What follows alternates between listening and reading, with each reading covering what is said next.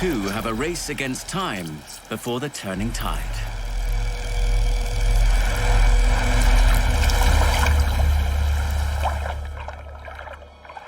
In the north of Fernandina is Cape Douglas.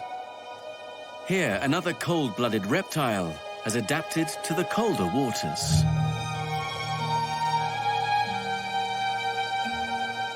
The Galapagos green turtle.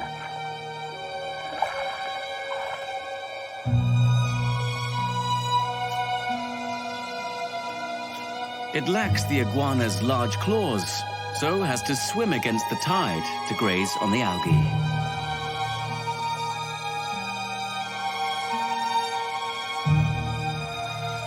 They're the only species to nest on the Galapagos beaches. The turtles are not the only unexpected immigrants here. On the central island of Santa Cruz, seawater mixes with fresh water to produce briny lagoons near the coast.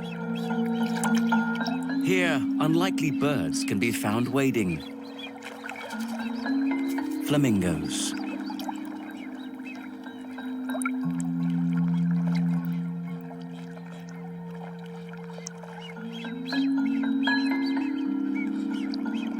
These striking waders feed with their heads upside down.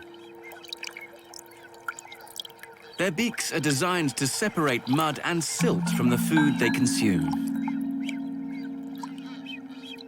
They eat mostly small crustaceans, which contain a carotene pigment, which cause their feathers to turn many hues of pink. Around 350 live here permanently. Immigrants from the Caribbean islands, 1,100 miles northeast of the Galapagos.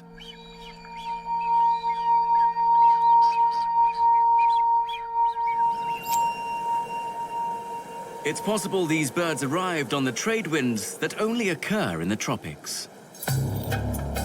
The Galapagos are positioned in a very unique location at the intersection of several ocean currents, combining with equatorial heat-driven surface temperatures. What's more, although there are two seasons, wet and dry, there is also a big difference in water temperature during part of the year. The islands are dominated by cold water due to the Humboldt Ocean current that is swept up from South America, bringing water full of nutrients from Antarctica.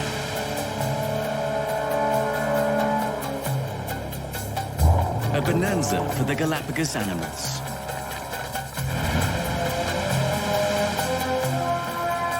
During the wet season from January to April, the effect of the cold Humboldt abates, allowing warmer waters to influence the islands.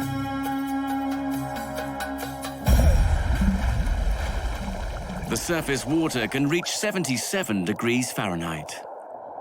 It also means the nutrient-rich cold water has yet to arrive, limiting the food supply for this period. Remarkably, Galapagos penguins have adapted to live in both the eastern and western islands. The penguin's presence on the equatorial Galapagos is due to the nutrients brought on the cold currents, which are necessary for their survival.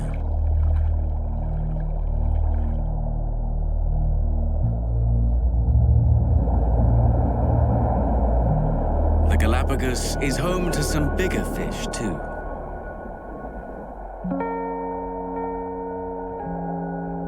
The scalloped hammerhead sharks, which live here all year round.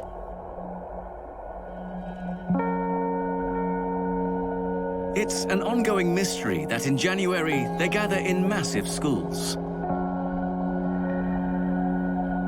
One theory is that it's linked to nursery sites in the island's mangroves and reefs.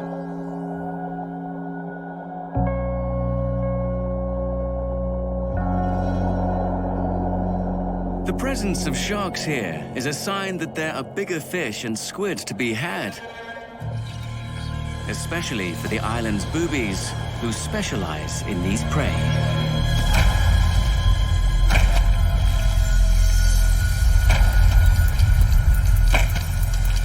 The boobies catch their lunch by dive-bombing the water.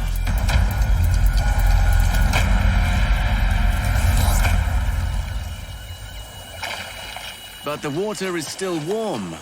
There's little reward for all their hard work.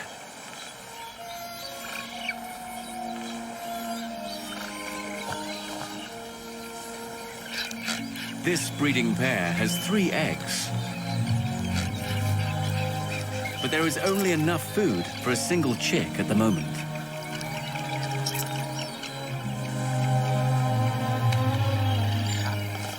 This chick's survival depends on ocean currents.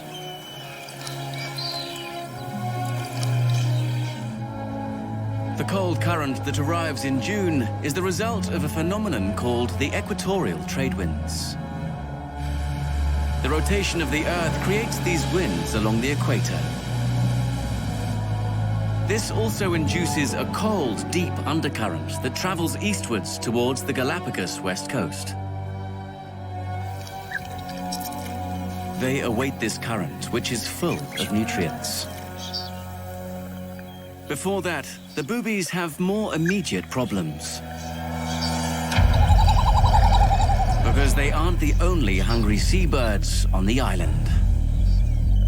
Their nemesis are the frigate birds. These feathered pirates steal the birds' food from right under them.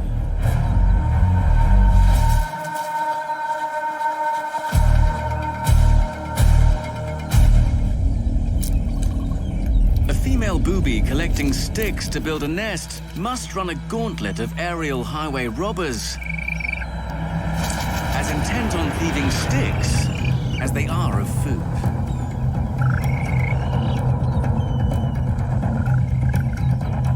With a wingspan of more than 6 feet, the frigate birds are aerobatic aces. They can stay airborne for days and may even sleep while they're aloft. They're also able to steal sticks out of a booby's beak in midair.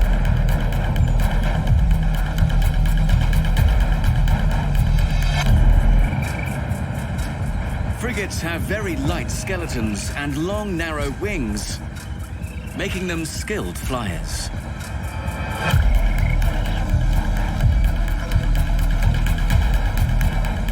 Eventually, the booby, realizing that the game is up, drops its stick.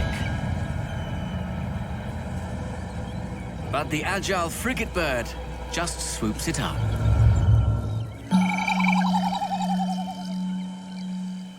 Luckily, frigates breed at the same time as boobies, so any food destined for booby chicks can be fed to their own. The male frigate inflates a distinctive throat pouch during courtship. As females fly overhead, a group of males try to impress them with the loudness of the drumming sound emanating from their red pouch.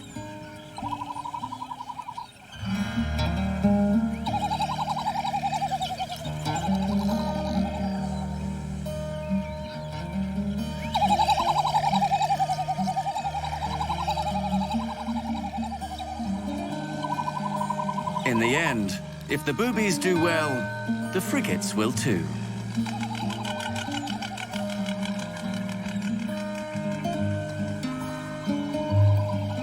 It's a tough place to breed, and frigates only rear one chick, especially since the male leaves to find another female well before it's fully fledged.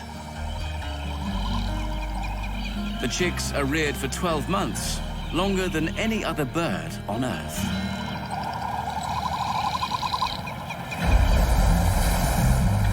Some of the nutrients that provide for the seabirds in the waters of the Galapagos originate from a very far-off place. 5,000 miles west sits a tiny volcanic atoll, surrounded by an immensely rich reef. The nutrients that feed it come from the island's feathery residents. It's home to red-footed seabirds and the world's largest and most fearsome land crabs. The arid ecosystem of the Galapagos is very different to other equatorial islands in the Pacific Ocean. But there is one island thousands of miles west that is strangely connected thanks to the equator. Tiny Palmyra Atoll, situated between Hawaii and American Samoa, is devoid of humans and home to unusual creatures and plant life. Tall trees grow here, up to 100 feet in height.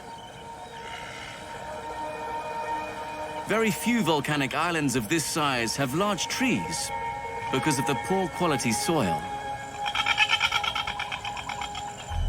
There is a giant creature here too, which is more the stuff of nightmares. The coconut crab.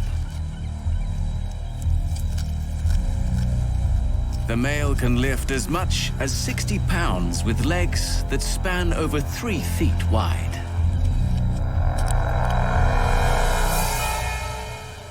Access to fresh, juicy coconuts that fall naturally to the ground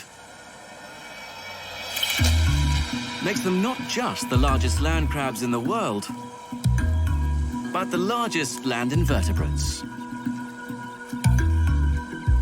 With massive front claws, they can exert over 700 pounds of force, almost as much as a lion's jaw.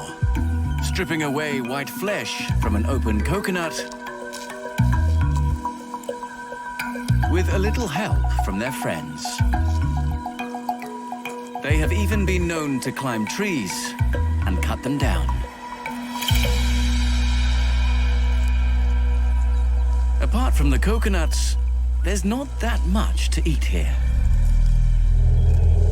And crabs will consume anything that comes their way.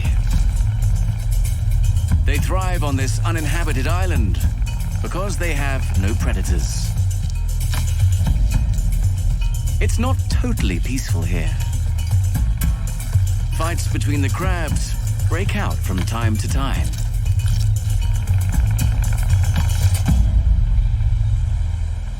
The crabs may rule the forest floor, but the treetops are dominated by seabirds. 11 species visit here to nest. This island is one of only a few where seabirds can raise their young. They can't build a nest in coconut palms, which have no substantial branches. High in a tree, a chick waits.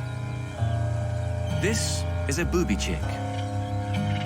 These Palmyra boobies are a related species and have bright red feet, which becomes more intense during courtship.